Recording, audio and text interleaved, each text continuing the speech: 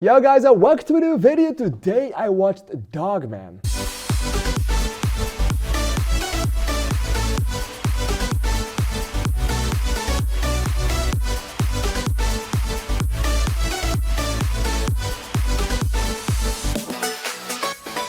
Alright, Dogman. So if you knew it about my channel, I am a really big fan of animated movies, and whenever I saw the trailer for this movie, I immediately put it on my obscure side of the list of my most anticipated films of 2025. I thought that the trailer looked incredible. I thought this movie would be the biggest piece of fun that I would ever have.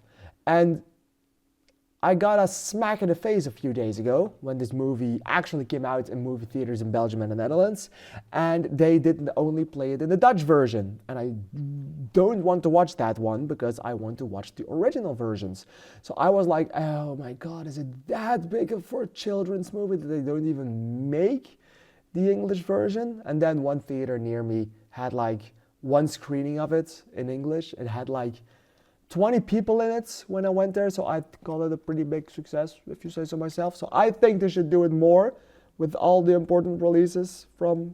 It's a DreamWorks movie, this is an important release.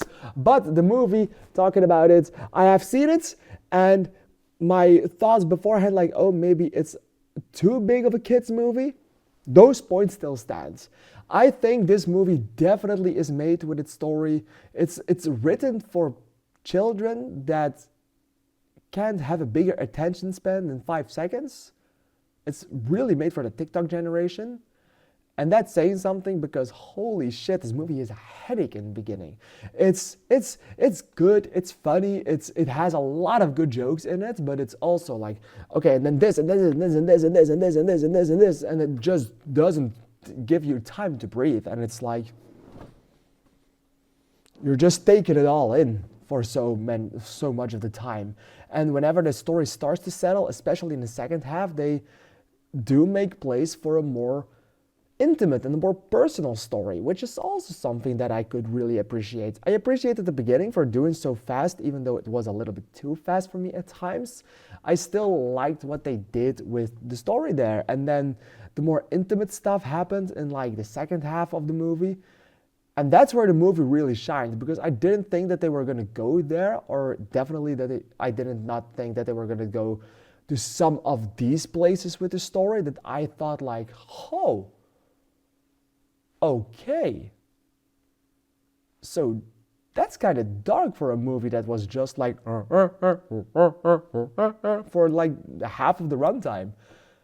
And the story in the end has a lot to do with abandonment issues and father-son relationships. And that was really well worked out. And it really made me think about the rest of the movie, like, god damn, the story actually is quite good. And that made me really happy, because that really saved the movie from just being to actually be quite enjoyable. But I think maybe the biggest appreciation I have for it, it's going to be the animation. Because it's a new style of animation. It's around the same style as the Captain Underpants movie from a few years ago. I thought this movie was some kind of loose spin-off of that movie.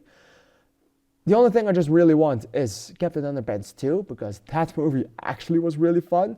But it's a new animation style that we haven't really seen before a lot. And it's not just regular 3D animation, and they really do a lot with it.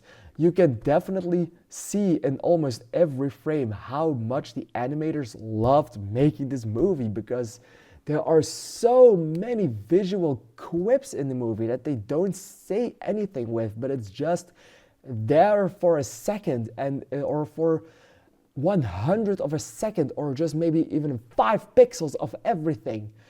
And it just works so well if you start noticing these things, and if you start looking for them, they make it even better. And there's a lot of it.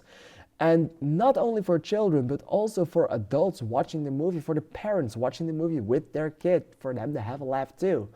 And that's something I really appreciate for it. So in the end, even though the movie quite disappointed me in the beginning with not being as serious as I hoped it would be, but still getting my attention because of the low attention span I have and children also have, And the very impactful second half of the movie, I really thought this movie just is a really fun time at the movie theaters.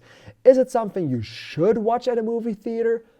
No, it's perfect on your home. It's perfect for when you just want to lay down on the couch on a Friday night and just want something as a no-brainer movie. This is a perfect one for you. I'm going to give this movie 3.5 stars, a 7 out of 10. What did you think of Dogman? Have you seen it? Let me know what you thought of it. And I want to see you in the next video. Thank you for watching, and bye-bye.